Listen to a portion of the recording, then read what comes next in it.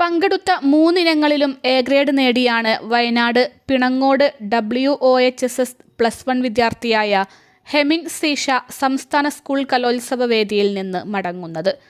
ഗസൽ, ഒപ്പന, മാപ്പിളപ്പാട്ട് എന്നിവയിലാണ് ഇത്തവണയും ഹെമിൻ്റെ നേട്ടം. കഴിഞ്ഞ തവണ കൊല്ലത്ത് നടന്ന കലോത്സവത്തിലും ഹെമിൻ 3ലും എ ഗ്രേഡ് നേടിയിരുന്നു. എ മോജ്സാബി മൊഹബത്ത് ഖബി ദിഖായെ മുജെ എന്ന് തുടങ്ങുന്ന ഗസലാണ് ഹെമിൻ ആലപിച്ചത്. ഒപ്പനപ്പാട്ടിലും ഹെമിൻ കസറി. ഇന്നലെ നടന്ന മാപ്പിളപ്പാട്ടിലും എ ഗ്രേഡ് നേടിയതോടെയാണ് ഹാട്രിക് നേട്ടം കൊയ്തത്. ഗസലിലും ഒപ്പനയിലും തുടർച്ചയായ 3ാം തവണയാണ് എ ഗ്രേഡ് നേടുന്നത്. മർവയുടെ നേതൃത്വത്തിലുള്ള ഒപ്പന ടീമിൽ നിബ ഫാത്തിമ, അമീന മനാൽ, മിൻഹ ഫാത്തിമ, നിയ മെഹറിൻ, അയോണ സുനിൽ, ആയിഷ KV, നഷ്വ നവാസ്, ദിന ഫാത്തിമ എന്നിവരാണ് ഹെമിനെ കൂടാതെ മറ്റംഗങ്ങൾ. 4ാം ക്ലാസ് വരെ CBSE സ്കൂളിലായിരുന്നു ഹെമിൻ്റെ പഠനം. സ്കൂൾ കലോത്സവത്തിൽ പങ്കെടുക്കാനുള്ള ആഗ്രഹം കൂടി പരിഗണിച്ചാണ് പിന്നീട് കേരള സിലബസിലേക്ക് മാറിയത്.